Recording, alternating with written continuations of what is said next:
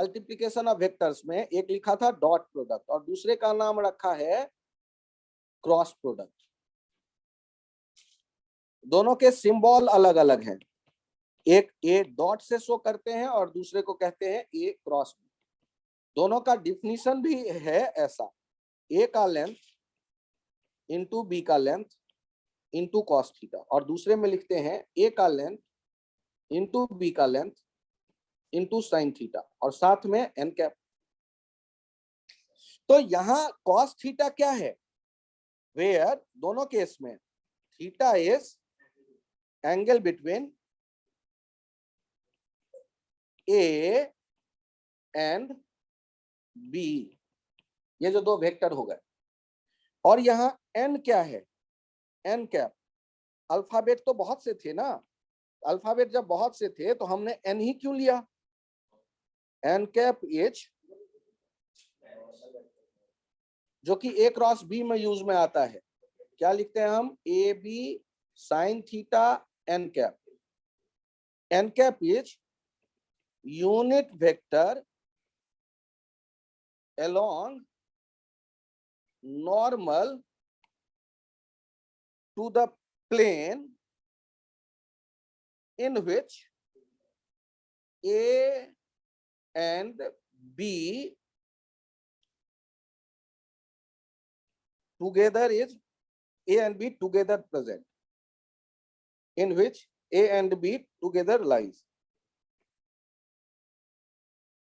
अब यहां पर ध्यान दीजिएगा, यहां ये भी ध्यान रखिएगा, तो नॉर्मल तो दो हो जाएंगे, तो direction of N cap is described by, किस तरह से डिस्क्राइब करते हैं, right hand thumb rule, right hand thumb rule, और दूसरा होता है स्क्रू रूल। स्क्रू की तरह देख लो, ए से बी घुमाएंगे, यदि भीतर गया या बाहर आया स्क्रू, ठीक है, तो स्क्रू रूल या राइट हैंड थंब रूल से वो नॉर्मल का डायरेक्शन डिसाइड करेंगे। अब ये जो होता है ना, इसके लिए स्केलर प्रोडक्ट नाम लिखते हैं, इसको कह देते हैं scalar product, because result is scalar, और दूसरे को कह देते हैं वेक्टर प्रोडक्ट, हाँ, बिकॉज रिजल्ट इज वेक्टर। ठीक है, ये पॉइंट क्लियर हो गया। और ध्यान से देखो, यहां से एक पॉइंट और आपको पता चल गया कि दो वेक्टर के बीच का एंगल आपको चाहिए, तो क्या करेंगे, ए डॉट बी पता कर लेंगे और उसको उसके लेंथ से डिवाइड कर देंगे, एंगल बिटवीन टू वेक्टर्स निकल के चला आएगा।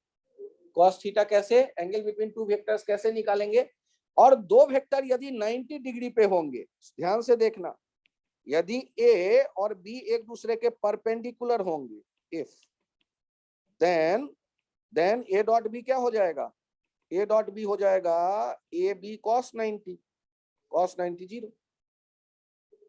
तो बताओ आई डॉट आई क्या होगा,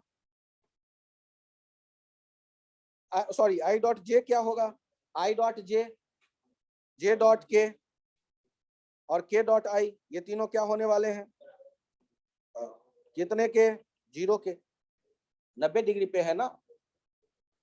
फिर से देखिए, मैं नए पेज पे आता हूं, अभी फोकस करते हैं